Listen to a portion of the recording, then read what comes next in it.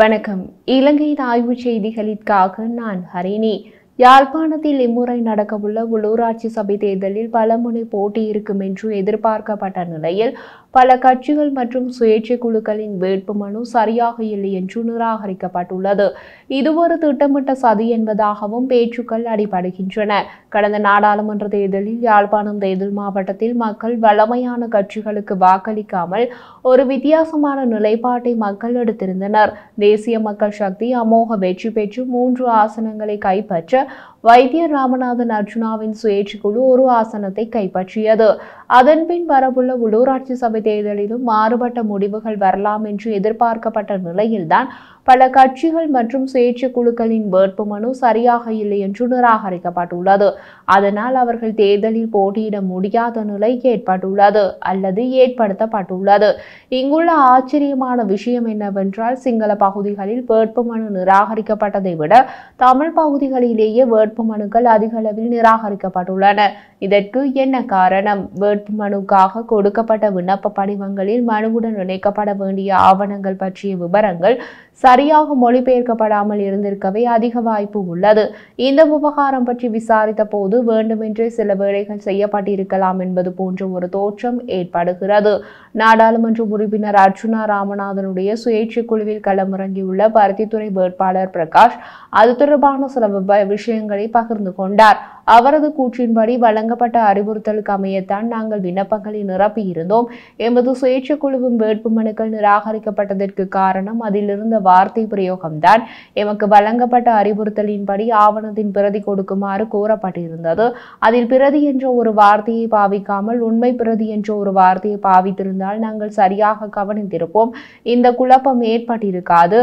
அது அவர்கள் விட்ட பிழை. அநேகமாக எல்லா இடங்களிலும் இதுதான் நடந்தது என்று கூறியுள்ளார். ஆனால் யாழ் மாவட்டத்தில் ஆளும் கட்சியான தேசிய மக்கள் சக்தியும் தமிழரசு கட்சியும் தாக்கல் செய்த வேட்புமனுக்கள் எதுவும் நிராகரிக்கப்படாமல் ஏற்றுக்கொள்ளப்பட்டது. அது எப்படி நடந்தது? அவருக்கு கொடுக்கப்பட்ட அறிவுறுத்தல்களில் பிரதி என்று குறிப்பிடாமல் உண்மை பிரதி என்று குறிப்பிடப்பட்டிருந்ததா? ஆவணங்கள் பற்றிய விளக்கங்கள் கொடுப்பதற்கு என்று பிரத்யேகமாக ஒரு வாட்ஸ்அப் குரூப் ஒன்று வைத்திருக்கின்றார்கள்.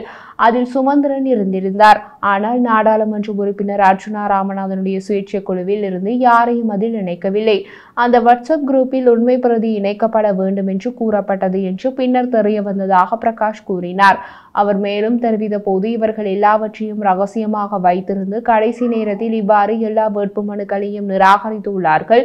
மற்ற வேட்பாளர்களுக்கும் எங்களுக்கும் தந்த விண்ணப்பங்கள் வேறு வேறு. ஏனென்றால் இது அரசாங்கத்தின் திட்டமிட்ட சதி. அத்துடன் அர்ஜுனாவின் குரலும் ஒடுக்கப்பட்டுள்ளது. அதுவும் திட்டமிடப்படிதான் நடந்தது. அவர் நாடாளுமன்றத்தில் இந்த விஷயத்தை கதைக்க கூடாது என்பதற்காகத்தான் அர்ஜுனாவின் கதைக்கும் உரிமையும் திட்டமிட்டு நிறுத்தி வைக்கப்பட்டுள்ளது என்று கூறியுள்ளார். அத்துடன் ஏனைய கட்சிகள் இந்த வேட்புமனுக்கள் நிராகரிக்கப்பட்டது தொடர்பாக வழக்கு தாக்கல் செய்துள்ளனர். நாங்களும் அர்ஜுனாவுடன் கதைத்துக் கொண்டிருக்கிறோம். நாங்களும் அது தொடர்பாக சட்ட நடவடிக்கை எடுப்போம் என்று கூறியுள்ளார்.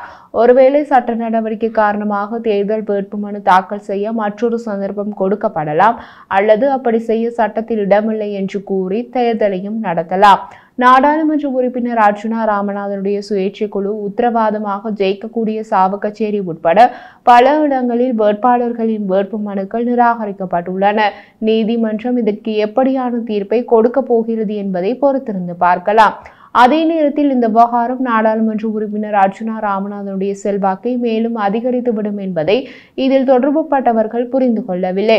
ஒரு சுயேட்சை குழுவுக்கு பயந்து போய் இப்படி வேண்டுமென்றே செய்திருந்தால் அது அந்த சுயேட்சை குழுவுக்கு அதிக செல்வாக்கு உள்ளது என்பதை சம்பந்தப்பட்டவர்கள் புரிந்து கொண்டுள்ளார்கள் என்பதையே காட்டுகிறது. அதை மக்களும் புரிந்து கொள்வார்கள். அதன் விளைவு இதை ஆளும் கட்சியினர் செய்ததாக மக்கள் கருதினால் அவர்களுக்கு மக்கள் வாக்களிக்காமல் விட்டுவிடும் அபாயமும் உள்ளது.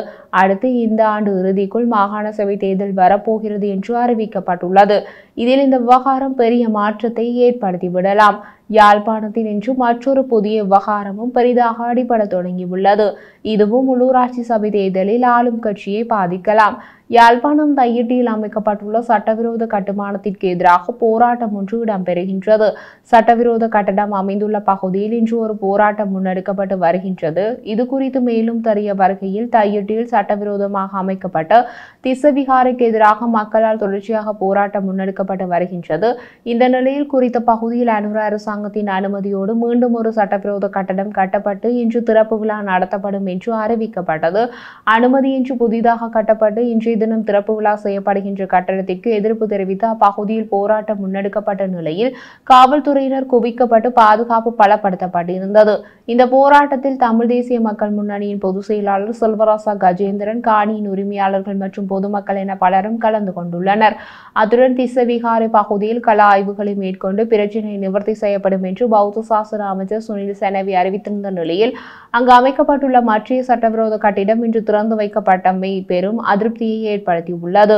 தையிட்டியில் திஸ்ஸவிகாரைக்கு மேலதிகமாக அந்த பகுதியில் மிக ரகசியமான வகையில் வேறு சில சட்டவிரோத கட்டிடங்கள் அமைக்கப்பட்டு வந்ததாகவும் இராணுவத்தினர் இந்த பணிகளில் மும்முரமாக ஈடுபட்டு வந்ததாகவும் குறிப்பிடப்பட்டது. மேலும் இது தொடர்பாக ஊடகங்களில் செய்தி வெளியான நிலையில் அதற்கு பதில் மாவட்ட செயலாளர் மருதலிங்கம் பிரதீபன் மறுப்பு தெரிவித்திருந்ததுடன் தான் சம்பவ இடத்தை பார்வையிட்டதாகவும் அவ்வாறான சட்டவிரோத கட்டிடங்கள் எவையும் இல்லை என்றும் கூறியதாக சுட்டிக்காட்டப்படுகிறது.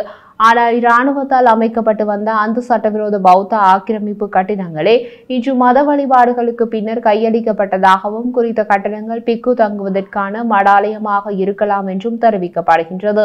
சட்டவிரோத தையிட்டி திஸ்ஸவிகாரையில் தொடர்ச்சியாக கட்டிடங்கள் அமைக்கப்படுவது தேசிய மக்கள் சக்தி அரசாங்கத்தின் கையாளாக தன்மையை வெளிப்படுத்துவதாக பலரும் விமர்சித்துள்ளனர். புதிதாக அமைக்கப்பட்ட கட்டிடத்தையே தடுத்து நிறுத்துவதற்கு திராணியற்ற இந்த அரசாங்கம் எவ்வாறு திஸ்ஸவிகாரத்தை அப்புறப்படுத்தி மக்களின் காணிகளை மக்களுக்கு உரியதாகும் என்று கேள்விகளும் எழுப்பப்பட்டுள்ளமை குறிப்பிடத்தக்கது.